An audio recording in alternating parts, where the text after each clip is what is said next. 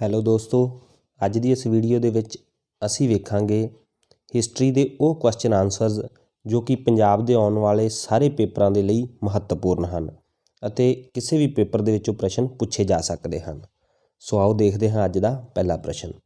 ਸਾਡਾ ਪਹਿਲਾ ਪ੍ਰਸ਼ਨ ਹੈ, battle of 10 kings was fought on the bank of, ਕਿ ਜਿਹੜਾ 10 ਰਾਜਿਆਂ ਦਾ ਯੁੱਧ ਹੋਇਆ ਸੀ ਉਹ ਕਿਹੜੀ ਨਦੀ ਦੇ ਕਿਨਾਰੇ ਹੋਇਆ ਸੀ? ਤਾਂ ਉਹ ਹੋਇਆ ਸੀ ਪਰੂਸ਼ਨੀ ਨਦੀ, ਜਿਸ ਨੂੰ ਕਿ ਅੱਜ ਅਸੀਂ ਰਾਵੀ ਨਦੀ ਦੇ ਨਾਂ ਦੇ ਨਾਲ ਜਾਣਦੇ ਹਾਂ।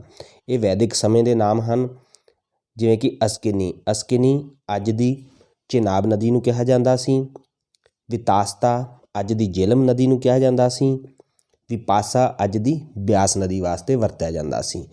ਇਸ ਨੂੰ ਦਸ਼ ਰਾਜ ਯੁੱਧ ਦੇ ਨਾਂ ਦੇ ਨਾਲ ਵੀ ਜਾਣਿਆ ਜਾਂਦਾ ਹੈ, ਜੋ ਕਿ ਰਾਵੀ ਨਦੀ ਦੇ ਕਿਨਾਰੇ 'ਤੇ ਹੋਇਆ ਸੀ। ਸਾਡਾ ਅਗਲਾ ਪ੍ਰਸ਼ਨ ਹੈ, ਵਿਦ ਵਿਚ ਰਿਲੀਜਨ ਕੇਵਲਿਆ ਐਸੋਸੀਏਟਡ, ਕਿ ਕੇਵਲਿਆ ਦਾ ਸੰਬੰਧ ਕਿਸ ਰਿਲੀਜਨ ਦੇ ਨਾਲ ਹੈ? ਤਾਂ ਇਸ ਦਾ ਸੰਬੰਧ ਹੈ ਜੈਨਿਜ਼ਮ ਨਾਲ, ਜਿਸ ਦਾ ਅਰਥ ਹੈ ਪਰਫੈਕਟ ਨੌਲੇਜ, ਯਾਨੀ ਕਿ ਸੰਪੂਰਨ ਗਿਆਨ। ਸਾਡਾ ਅਗਲਾ ਪ੍ਰਸ਼ਨ ਹੈ, which of the following transferred his capital from Rajgir to Pataliputra, ਕਿ ਰਾਜਗੀਰ ਤੋਂ ਪਾਟਲੀਪੁੱਤਰ ਆਪਣੀ ਰਾਜਧਾਨੀ ਕਿਸ ਨੇ ਸਥਾਨਾਂਤਰਿਤ ਕੀਤੀ ਸੀ? ਤਾਂ ਉਹ ਸੀ ਉਦੈਨ। ਇਸ ਰਾਜਧਾਨੀ ਨੂੰ ਸ਼ਿਫਟ ਕਰਨ ਦਾ ਜੋ ਉਸਦਾ ਮੁੱਖ ਕਾਰਨ ਸੀ ਉਹ ਇਹ ਸੀ ਕਿ ਪਾਟਲੀਪੁੱਤਰ ਉਸਦੇ ਐਮਪਾਇਰ ਦੇ, ਉਸਦੇ ਸਾਮਰਾਜ ਦੇ ਬਿਲਕੁਲ ਸੈਂਟਰ ਦੇ ਵਿੱਚ ਪੈਂਦਾ ਸੀ। ਇਸ ਲਈ ਪ੍ਰਸ਼ਾਸਨ ਦੀ ਸਹੂਲਤ ਦੇ ਕਰਕੇ ਉਸਨੇ ਇਹ ਰਾਜਧਾਨੀ ਜਿਹੜੀ ਆਪਣੀ ਟਰਾਂਸਫਰ ਕੀਤੀ ਸੀ। ਸਾਡਾ ਅਗਲਾ ਪ੍ਰਸ਼ਨ ਹੈ, Gandhara school of art developed during the time of, ਕਿ ਜਿਹੜਾ ਗੰਧਾਰਾ ਸਕੂਲ ਆਫ ਆਰਟ ਹੈ, ਗੰਧਾਰ ਕਲਾ ਹੈ ਜੋ, ਉਹ ਕਿਸ ਦੇ ਸਮੇਂ ਦੇ ਦੌਰਾਨ ਵਿਕਸਿਤ ਹੋਈ? ਤਾਂ ਉਹ ਹੋਈ ਕੁਸ਼ਾਨਸ ਦੇ ਸਮੇਂ ਦੇ ਦੌਰਾਨ। ਨੈਕਸਟ ਪ੍ਰਸ਼ਨ, which of the following Gupta kings is famous for his courageous stand against the Huns, ਕਿ ਇਹਨਾਂ ਵਿੱਚੋਂ ਉਹ ਕਿਹੜਾ ਗੁਪਤ ਸ਼ਾਸਕ ਹੈ, ਗੁਪਤ ਰਾਜਾ ਹੈ, ਜਿਸ ਨੇ ਹੂਨਸ ਦੇ ਅੱਗੇ, ਹੂਣਾਂ ਦੇ ਅੱਗੇ ਪੂਰੀ ਦਲੇਰੀ ਦੇ ਨਾਲ ਉਹਨਾਂ ਦਾ ਡਟ ਕੇ ਮੁਕਾਬਲਾ ਕੀਤਾ? ਤਾਂ ਉਹ ਸੀ ਸਕੰਦਗੁਪਤ। ਇਸ ਲਈ ਆਨਸਰ ਹੈ ਆਪਸ਼ਨ ਡੀ। ਅਗਲਾ ਪ੍ਰਸ਼ਨ ਹੈ, which of the following generals of Alauddin Khilji conquered the Deccan a number of times, ਕਿ ਅਲਾਉਦੀਨ ਖਿਲਜੀ ਦਾ ਉਹ ਕਿਹੜਾ ਜਰਨੈਲ ਸੀ ਜਿਸ ਨੇ ਦੱਖਣ ਨੂੰ ਕਈ ਵਾਰੀ ਜਿੱਤਿਆ? ਤਾਂ ਉਹ ਸੀ ਮਲਿਕ ਕਾਫੂਰ। ਇਹ ਬਹੁਤ ਇੰਪੋਰਟੈਂਟ ਪ੍ਰਸ਼ਨ ਹੈ ਅਤੇ ਬਹੁਤ ਵਾਰ ਪੁੱਛਿਆ ਜਾ ਚੁੱਕਿਆ ਹੈ, ਸੋ ਇਸ ਨੂੰ ਤੁਸੀਂ ਯਾਦ ਰੱਖਣਾ ਹੈ। ਸਾਡਾ ਅਗਲਾ ਪ੍ਰਸ਼ਨ ਹੈ, when did Vasco da Gama come to India, ਕਿ ਵਾਸਕੋ ਡੀ ਗਾਮਾ ਭਾਰਤ ਕਦੋਂ ਆਇਆ ਸੀ? ਤਾਂ ਉਹ ਆਇਆ ਸੀ 1498 ਈਸਵੀ ਦੇ ਵਿੱਚ। ਔਰ ਕਿਹੜੀ ਜਗ੍ਹਾ 'ਤੇ ਆਇਆ ਸੀ? ਕਾਲੀਕਟ ਨਾਂ ਦੀ ਬੰਦਰਗਾਹ 'ਤੇ, ਜਿਸ ਨੂੰ ਕਿ ਅੱਜ ਕੱਲ੍ਹ ਕੋਝੀਕੋਡ ਦੇ ਨਾਂ ਦੇ ਨਾਲ ਜਾਣਿਆ ਜਾਂਦਾ ਹੈ। ਵਾਸਕੋ ਡੀ ਗਾਮਾ ਕੌਣ ਸੀ? ਇੱਕ ਪੁਰਤਗਾਲੀ ਨਾਵਿਕ ਸੀ, ਜਿਸ ਨੇ ਭਾਰਤ ਆਉਣ ਦਾ ਸਮੁੰਦਰੀ ਰਸਤਾ ਜੋ ਬਿਲਕੁਲ ਯੂਰਪ ਤੋਂ ਸਿੱਧਾ ਪੈਂਦਾ ਸੀ, ਉਸ ਦੀ ਖੋਜ ਕੀਤੀ ਸੀ।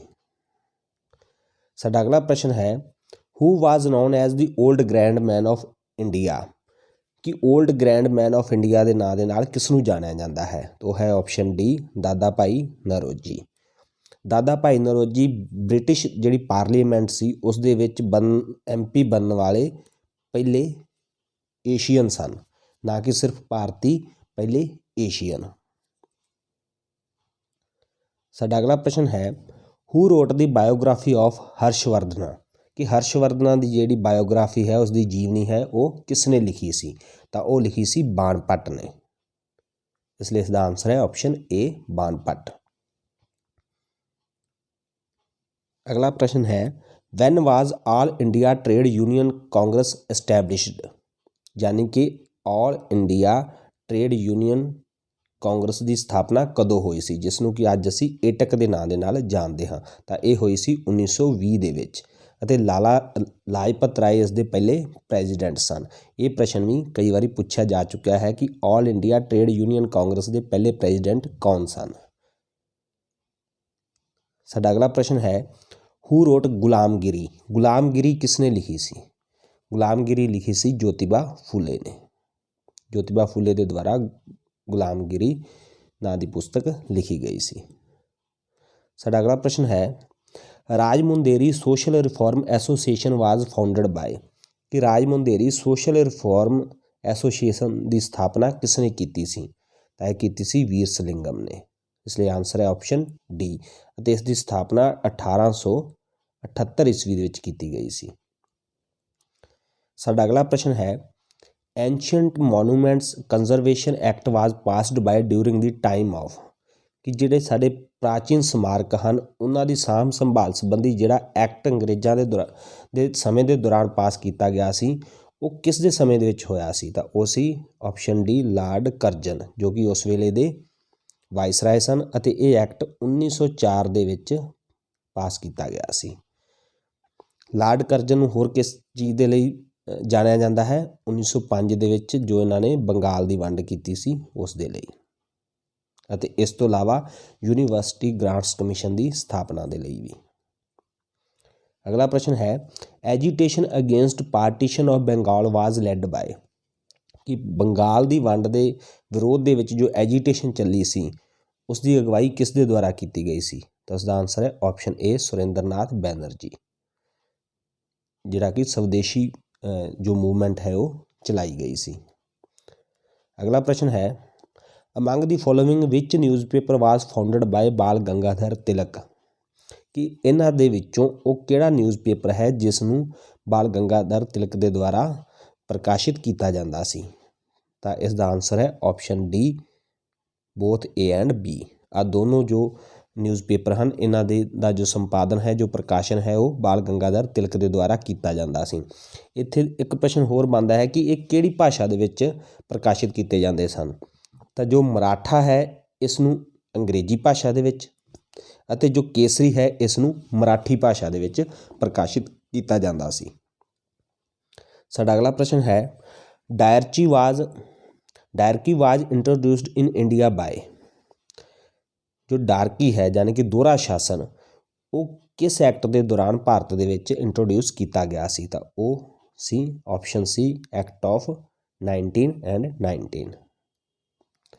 ਸਾਡਾ ਅਗਲਾ ਪ੍ਰਸ਼ਨ ਹੈ the tragedy of Jallianwala Bagh was took place during the viceroyalty of ਕਿ ਜੋ ਜਲਿਆਂਵਾਲਾ ਬਾਗ ਦੇ ਜੋ ਘਟਨਾ ਵਾਪਰੀ ਸੀ, ਜੋ ਟ੍ਰੈਜਡੀ ਵਾਪਰੀ ਸੀ, ਉਸ ਸਮੇਂ ਵਾਇਸਰਾਏ ਕੌਣ ਸੀ? ਤਾਂ ਉਹ ਸੀ ਆਪਸ਼ਨ ਡੀ ਲਾਰਡ ਚੈਮਸਫੋਰਡ। ਲਾਰਡ ਚੈਮਸਫੋਰਡ ਦੇ ਸਮੇਂ ਦੇ ਦੌਰਾਨ 1919 ਈਸਵੀ ਦੇ ਵਿੱਚ ਜਲਿਆਂਵਾਲਾ ਬਾਗ ਦੀ ਤਰਾਸਦੀ ਵਾਪਰੀ ਸੀ। ਸਾਡਾ ਅਗਲਾ ਪ੍ਰਸ਼ਨ ਹੈ ਇਨ ਵਿਚ year did the senses operation begin in India ਕਿ ਜੋ ਜਨਗਣਨਾ ਸਾਡੇ ਦੇਸ਼ ਦੇ ਵਿੱਚ ਕੀਤੀ ਜਾਂਦੀ ਹੈ ਇਸ ਦੀ ਜੋ ਸ਼ੁਰੂਆਤ ਹੈ ਸਾਡੇ ਦੇਸ਼ ਦੇ ਵਿੱਚ ਕਦੋਂ ਕੀਤੀ ਗਈ ਸੀ? ਤਾਂ ਇਹ ਕੀਤੀ ਗਈ ਸੀ ਆਪਸ਼ਨ ਬੀ 1871 ਦੇ ਵਿੱਚ ਅਤੇ ਉਸ ਸਮੇਂ ਜੋ ਵਾਇਸਰਾਏ ਸੀ ਇੰਡੀਆ ਦੇ ਉਹ ਸੀ ਲਾਰਡ ਮੇਓ। ਸਾਡਾ ਅਗਲਾ ਪ੍ਰਸ਼ਨ ਹੈ the partition of Bengal was revoked by the British government in the year ਕਿ ਜੋ ਬੰਗਾਲ ਦੀ ਵੰਡ ਨੂੰ ਵਾਪਸ ਲਿਆ ਗਿਆ ਸੀ ਬ੍ਰਿਟਿਸ਼ ਗਵਰਨਮੈਂਟ ਦੇ ਦੁਆਰਾ ਉਹ ਕਿਹੜੇ ਸਾਲ ਦੇ ਵਿੱਚ ਲਿਆ ਗਿਆ ਸੀ? ਤਾਂ ਇਸ ਦਾ ਆਨਸਰ ਹੈ ਆਪਸ਼ਨ ਏ 1911 ਦੇ ਵਿੱਚ ਤੇ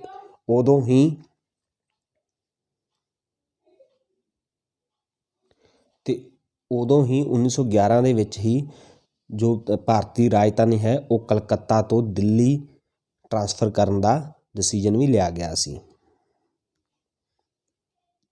ਸਾਡਾ ਅਗਲਾ ਪ੍ਰਸ਼ਨ ਹੈ who was the first Indian two pass the Indian civil service examination ਕਿ ਉਹ ਕਿਹੜਾ ਪਹਿਲਾ ਭਾਰਤੀ ਸੀ ਜਿਸ ਨੇ ICS ਦੀ ਪ੍ਰੀਖਿਆ ਪਾਸ ਕੀਤੀ ਸੀ? ਤਾਂ ਉਹ ਸੀ ਆਪਸ਼ਨ ਡੀ ਸਤਿੰਦਰਨਾਥ ਟੈਗੋਰ। ਦੋਸਤੋ ਅਗਰ ਇਹ ਵੀਡੀਓ ਤੁਹਾਨੂੰ ਚੰਗੀ ਲੱਗੀ ਹੈ ਤਾਂ ਇਸ ਨੂੰ ਲਾਈਕ ਅਤੇ ਸ਼ੇਅਰ ਕਰਨਾ ਨਾ ਭੁੱਲਣਾ ਅਤੇ ਇੱਦਾਂ ਦੀਆਂ ਹੋਰ ਬਹੁਤ ਸਾਰੀਆਂ ਵੀਡੀਓਜ਼ ਦੇਖਣ ਦੇ ਲਈ ਸਾਡੇ ਚੈਨਲ ਨੂੰ ਸਬਸਕ੍ਰਾਈਬ ਕਰ ਲਓ। Thank you.